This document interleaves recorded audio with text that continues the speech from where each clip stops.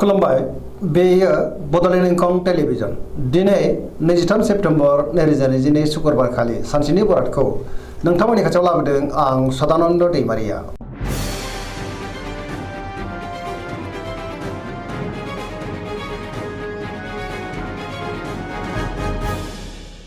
सिगां फरायनो लादों मेष राशि गिबि हांखो अ ल दिनैनि साना जोबोद मोजां जेरावबो देरहासारगोन मावनो लानाय खामानिखौ थि समावनो आरो गोरलैयैनो मावफुंनोबो हागोन। गोसोआ दिनै जोबोर गोजोनगोन देहाया मोजाङै थागोन अब्लाबो नाथाय जानाय लोंनायाव सांग्रां जानांगोन। रांखावरियाव मोजां बेफार फालांगियावबो मोजां होनजायो आयआ बांगोन गुबुननि थाखाय गोबां मोजां खामानि मावनानै होनोबो हागोन। सोरबा लोगोनिफ्राय मोजां खौरां मोननो हागौ। न'खराव बिसि फिसायनि गेजेराव अननानै फैगोन बिदा फंबायनिफ्राय थोजासे हेफाजाबखौ मोननो हागोन। बिमा बिफानि अननाय आरो बोरखौबो मोननो हागौ। गुबुननि गोसोखौ दिनै गोरलैयैनो बोनो हागोन। गोसोनि बोलोआ बांगोन समाजाव बयजोंबो अनसायजागोन। सेंग्रा सिख्लाफ्रा बहानिफ्रायबा मोजां खौरां मोननो हागौ। गोसोआ दिनै जोबोर खुसि जागोन गावबा गावनि गोसोनि साननायखौबो फोरमायलायनो हागोन। पजिटिभ एनार्जिनि गोहोम गोग्लैगोन। सरासनस्रायै दिनै साना जोबोर मोजां आरो मोजाङैनो बारग'लांगोन। वृष राशि गिबि हांखो इ अ ब दिनैनि साना जोबोर मोजां मोनफ्रोमबो बिथिङावनो जाफुंसारगोन। गोबां मोजां खाबु मोननोबो हागौ। गोसोआ दिनै जोबोर खुसि जागोन। गोसोनि बोलोआ बांगोन गावनि गोसोनि साननायखौ दिनै गुबुननो फोरमायनोबो हागोन। मावनो लानाय खामानिखौ मावफुंनो हागोन। समाजाव बयजोंबो मान होजागोन। रांखावरियाव मोजां बेफार फालांगियावबो जोबोर मोजां होनजायो अब्लाबो नाथाय खरसायाबो बांगोन। न'खराव अननानै फैगोन बिमा बिफानि अननाय आरो बोरखौ मोननो हागौ। देहाया दिनै मोजाङैनो थागोन। गुबुननिफ्राय मोजां खौरां मोननोबो हागौ। जायखि खामानि मावा मानो मोनफ्रोमबो खामानियाव दिनै जाफुंसारगोन। सोरबा लोगोनिफ्राय थोजासे हेफाजाबखौ मोननोबो हागौ।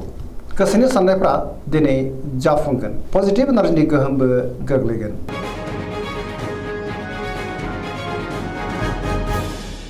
मिथुन राशि गिबि हांखो क स दिनैनि साना जोबोर मोजां पजिटिभ एनार्जिनि गोहोम गोग्लैनो हागौ। मोनफ्रोमबो बिथिङाव जाफुंसारगोन।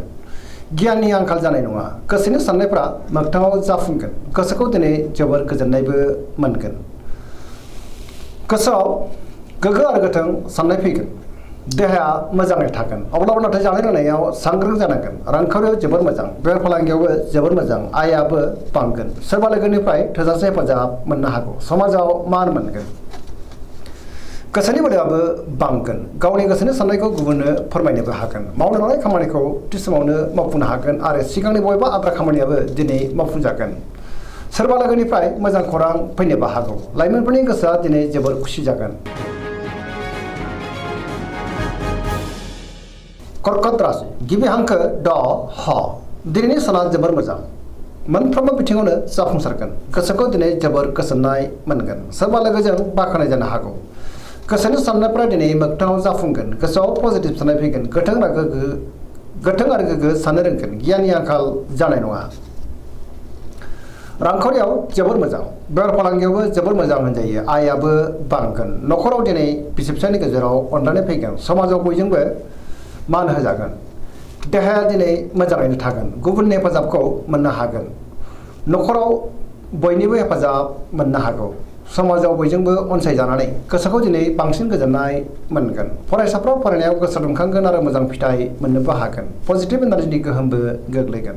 गुबुनजों मोजां सोमोन्दो लाखिनोबो रोंगोन।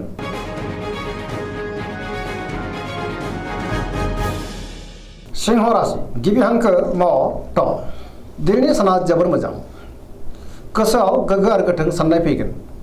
मावनो लानाय खामानिखौ थि समावनो आरो गोरलैयैनो मावफुंनोबो हागोन। सोरबा लोगोनिफ्राय मोजां खौरां मोननोबो हागौ। समाजाव दिनै लोगो लेवा बांगोन। बहाबा थाङोब्ला दिनै जोबोर मोजां आरो मोजाङैनो हान्थिनोबो हागोन। रांखावरियाव जोबोर मोजां बेफार फालांगियावबो जोबोर मोजां होनजायो अब्लाबो नाथाय खरसाया बांनो हागौ।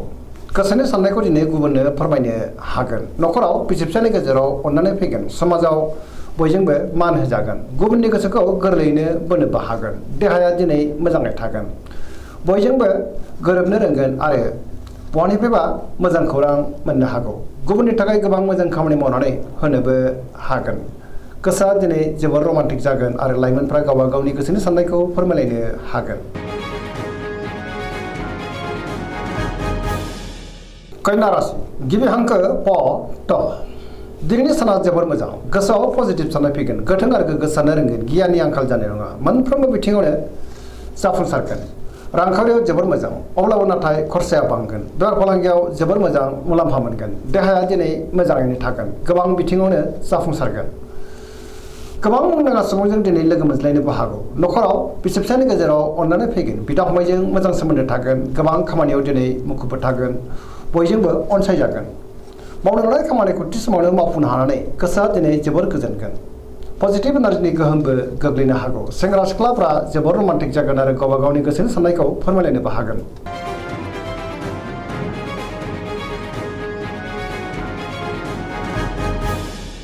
तुला राशि गिबि हांखो र ट दिनैनि साना जोबोर मोजां गोबां मोजां खाबु फैनोबो हागौ गोग्गो आरो गोथों साननो रोंगोन गियाननि आंखाल जानाय नङा गोसोनि बोलोआ बांगोन गावनि गोसोनि साननायखौ दिनै गुबुननो फोरमायनोबो हागोन मावनो लानाय खामानिखौ थि समावनो आरो गोरलैयैनो मावफुंनो हागोन देहाया मोजाङै थागोन अब्लाबो नाथाय जानाय लोंनायाव सांग्रां जानांगोन रांखावरियाव मोजां बेफार फालांगियाव जोबोद मोजां मोननो गोनांखौ दिनै मोननो हागोन आयाबो बांगोन समाजाव मान होजागोन बेफार फालांगियाव दिनै जोबोद मोजां होनजायो गुबुननि गोसोखौ गोरलैयैनो बोनोबो हागोन सोरबा लोगोनिफ्राय थोजासे हेफाजाब मोननो हागौ गोदान थांखि लानो रोंगोन सेंग्रा सिख्लाफ्रा गावबा गावनि गोसोनि साननायखौ फोरमायलायनो हागोन आरो गोसोआ दिनै जोबोर रमान्टिक जागोन सरासनस्रायै दिनै साना जोबोर मोजां आरो मोजाङैनो बारग'लांगोन पजिटिभ एनार्जिनि गोहोमबो गोग्लैगोन।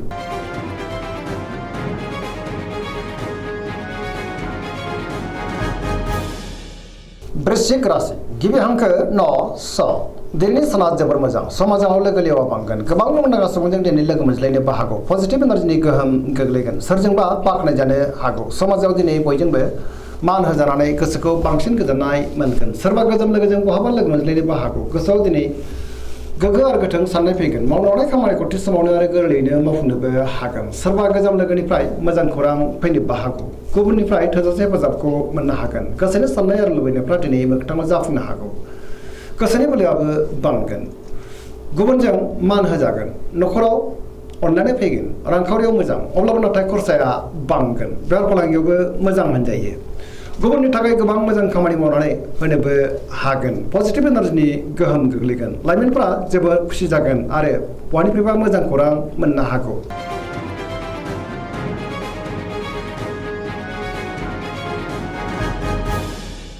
धनु राशि गिबि हांखो ढ फ भ दिनैनि साना जोबोर मोजां गोसोखौ दिनै जोबोर गोजोननाय मोनगोन मावनो लानाय खामानिखौ थि समावनो मावफुंनो हागोन माबा नङा माबा मोनसे मोजां खौरां फैनोबो हागौ गोसोनि साननायफ्रा दिनै मोगथाङाव जाफुंगोन रांखावरियाव जोबोर मोजां बेफार फालांगियावबो जोबोर मोजां गुबुननि थाखाय गोबां मोजां खामानि मावनानै होनोबो हागोन सोरजोंबा बाख्नाय जानोबो हागौ बहाबा थाङोब्ला दिनै जोबोर मोजां आरो मोजाङैनो हान्थिनोबो हागोन सोरनिफ्रायबा मोजां खौरां मोननो हागौ देहाया दिनै मोजाङै थागोन नखराव बिमा बिफानि अननाय आरो बोरखौ मोननो हागोन बिदा फंबायजों मोजां सोमोन्दो थागोन गुबुननिफ्राय थोजासे हेफाजाब मोनगोन सेंग्रा सिख्लाफ्रा जोबोर रमान्टिक जागोन आरो गावबा गावनि गोसोनि साननायखौ फोरमायलायनो हागोन।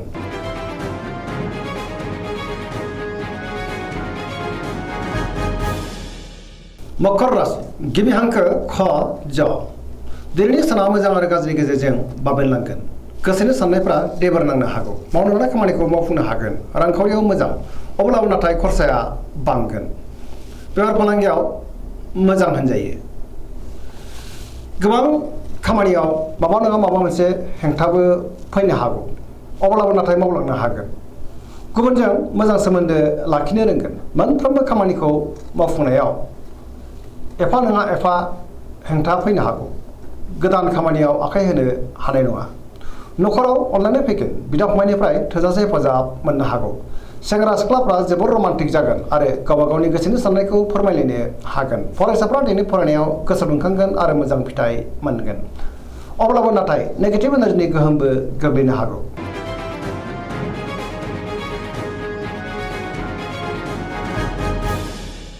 कुम्भ राशि गिबि हांखो ग स दिनैनि साना मोजां आरो गाज्रि गेजेरजों बाबेनलांगोन। गोसोखौ दिनै जोबोर उसाव-बादाव मोननो हागौ।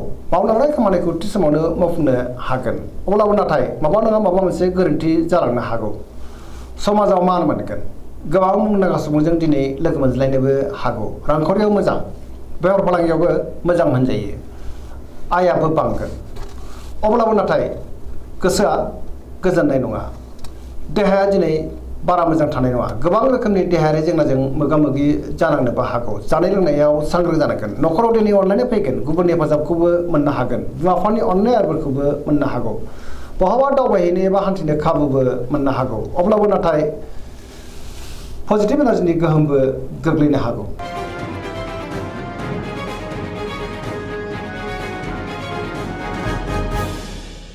मीन राशि गिबि हांखो ड स दिनैनि साना जोबोर मोजां।